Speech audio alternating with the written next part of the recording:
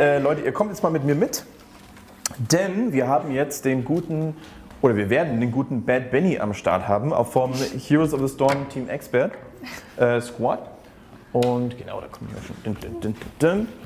Und wir werden Ihnen einfach mal ein paar Fragen stellen, wie die Vorbereitung aussieht, was eben das Heroes of the Storm Team momentan aussieht. Es ist ein zweiter Platz, ziemlich gleich auf mit Team Liquid, Tricked und Dignitas. Also da gibt es so ein Vierergespann, die quasi alle noch versuchen, auf den Western Clash, wo es dann ein dickes Preisgeld gibt, auch eben zu kommen.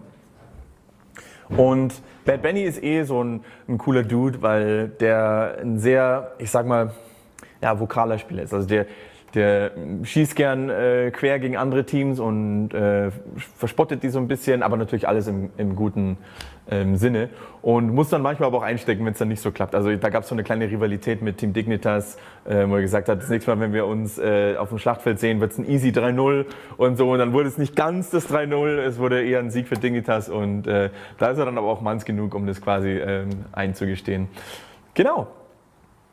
Und da warten wir jetzt dann einfach, bis er ready ist. Ich glaube, in 1-2 Minuten ist es soweit. Und da könnt ihr euch auch schon mal was überlegen, vielleicht im Twitch-Chat, wenn ihr bestimmte Fragen habt an BadBenny oder vielleicht an das Team Expert Heroes of the Storm Squad im Allgemeinen, könnt ihr mir ganz schnell im Twitch-Chat rüberschießen, die Fragen, und dann werde ich die weiterleiten, natürlich, sofern es die Zeit zulässt. Genau. Genau, den Gillisuit nicht verwechseln mit Gillyweed. Genau, Gillyweed ist nämlich ein Caster für Heroes of the Storm, die ich auch sehr, sehr schätze. Also es ist tatsächlich auch ein Mädel, das das macht, und ist ziemlich cool. Mit der habe ich auch schon zusammengearbeitet. Also für diejenigen, die es nicht wissen, ich bin selber auch aktiver Heroes Caster und Host und habe verschiedenen Dreamhacks mitgearbeitet, war auch bei den Weltmeisterschaften letztes Jahr mit dabei. Genau, und moderiere auch momentan die chinesische Liga, also von zu Hause aus. Kannst du jederzeit anrufen. Genau, wir können ja anrufen mit Video. Jo. Und dann Vollbild bitte. Alles klar. Dann rufen wir den guten BadBenny mal an. Machen Vollbild.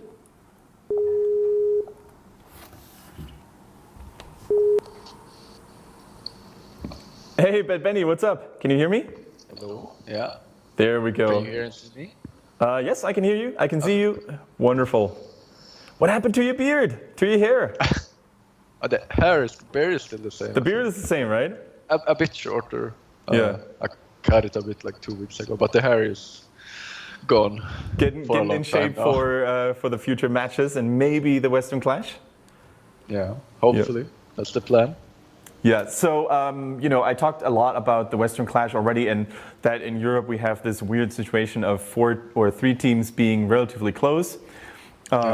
And you guys are one of them, and one victory against Team Liquid would be enough to make sure that you guys are qualifying for the Western Clash, which is of course the big goal. What is your mood in the team, your spirit right now? Are you well prepared? Are you confident? Yes, we are confident. I think we are confident in our ability to beat them, and also in our preparation. So we are feeling we are the stronger team right now. They might surprise us, but I think we're confident that we can take this serious. And Team Liquid, I think when they first changed to Liquid and when they came out in phase 2 looking pretty good, there were many people who thought they would find back into their old shape of dominating Europe and stuff. But over the last few weeks, they kind of actually lost a couple of games they maybe shouldn't have lost, or they didn't look as strong as they were looking in the past. So do you think you can abuse that? You can capitalize that? Do you think you're more stable mentally right now?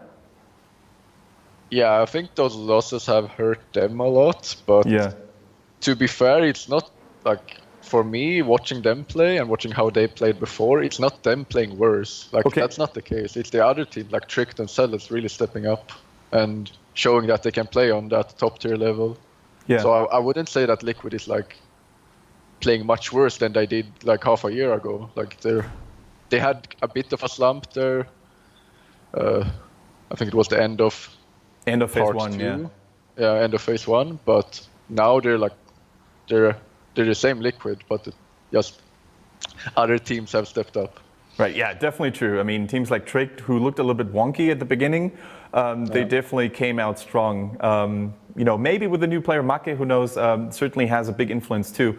Now, I think a couple of days ago, I think it was last week, we had an interview with ADRD, and he said that you guys, Team Expert, you guys are the big trendsetters in Europe. So for example, you bring up new compositions, you try out new heroes in scrims and practice, and other teams oftentimes, they copy the stuff that you're doing. Can you confirm that?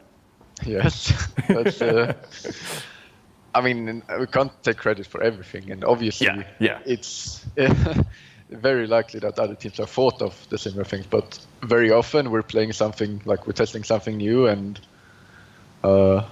it's working out, and then other teams just start doing it as well, obviously.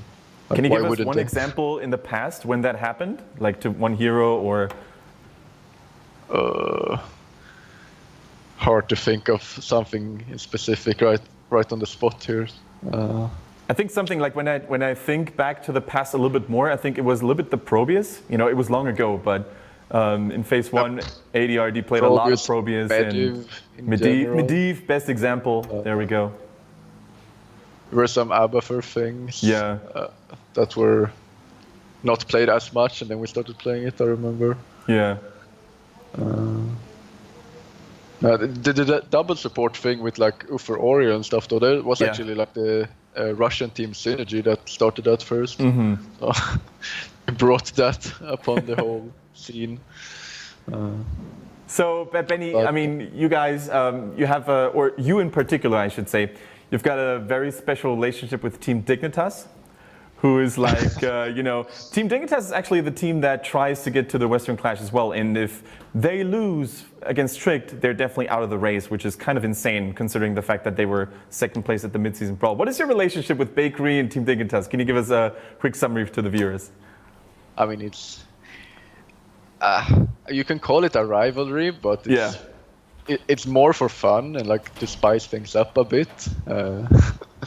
But I mean, I think Dignitas has, like, in the past, they had a much more arrogant attitude, and they said something like, "Oh, Expert can never win." And then it started when we played them, and we took the first game, and then I think I wrote something that we were lost the series stuff, but then that kind of banter started. Right. I mean, it's still hilarious.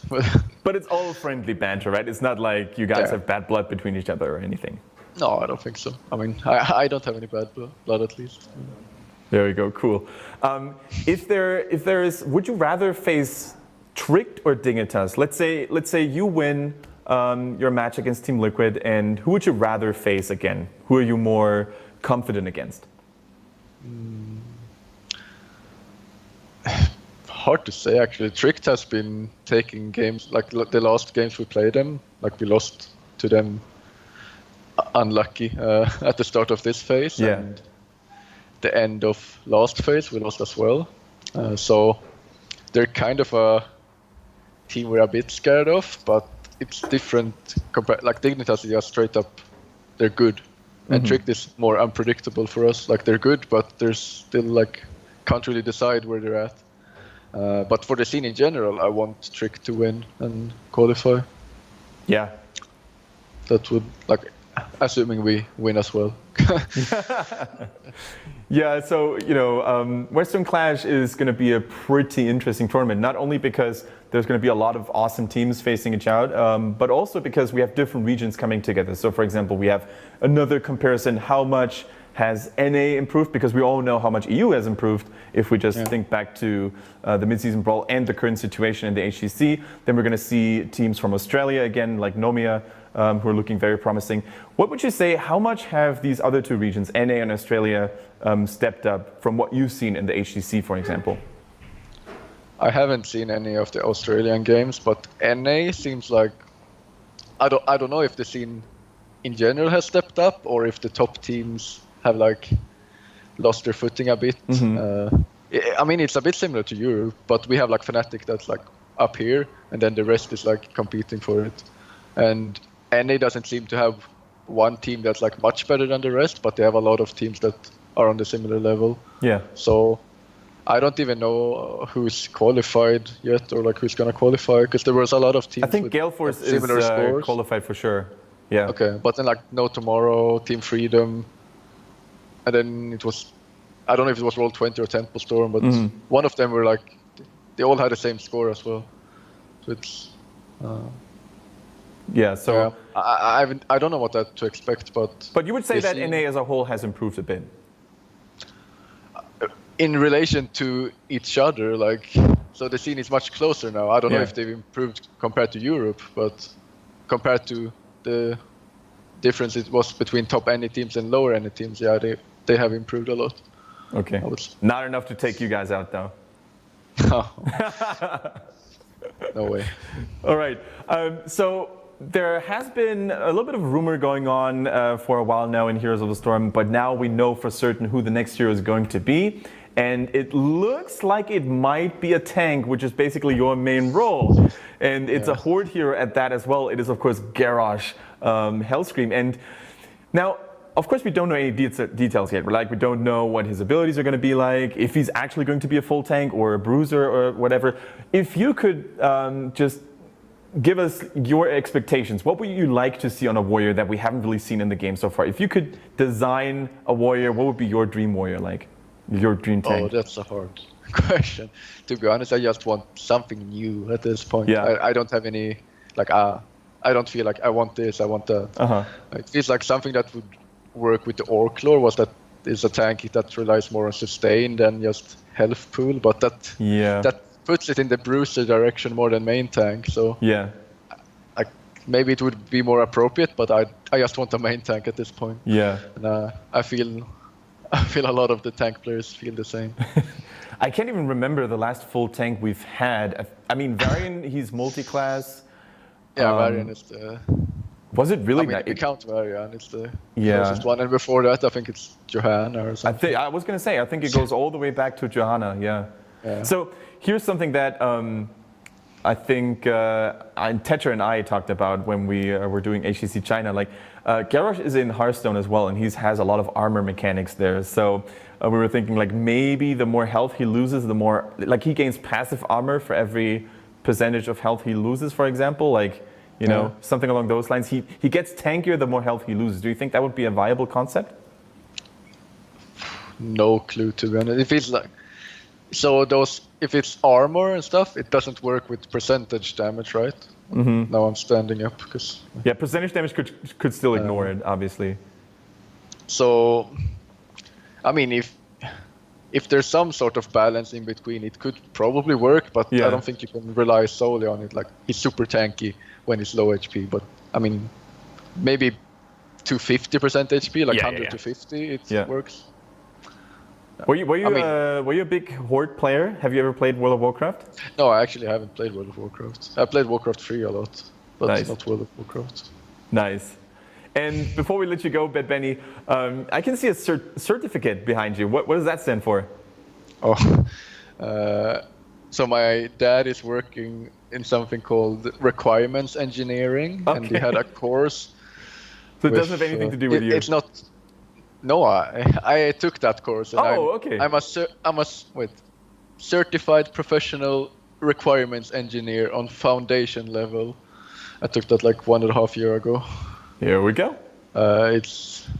Can't really describe what it means, but I'm certified, okay. Certified not only to frag people in Heroes, but also to do engineering. I like it. So, BadBenny, any shout-outs, any last words to the fans out there, to the community? Thanks for supporting us and me. Yeah, feel free to check my stream out. That's like all I want to say. I'm not going to talk about sponsors and all that stuff that people laugh at me for. But yeah, hope to see you cheer us on later tonight, and hopefully at Western Clash as well. Yeah, and any last words to Team Liquid? What can they expect from Team Experts? Any fighting words? Some shots. They are going down. Oh, that's all I'm gonna say. I like it. All right, guys. Thank you, BadBenny, for your time, and good luck on the weekend. Actually today, and I think it's 8 o'clock, right? So for people who are interested in watching, it's 8 o'clock roughly. Watch the HEC, twitch.tv/BlizzHeroes, and cheer for our guys. So have a good one. See ya. Bye.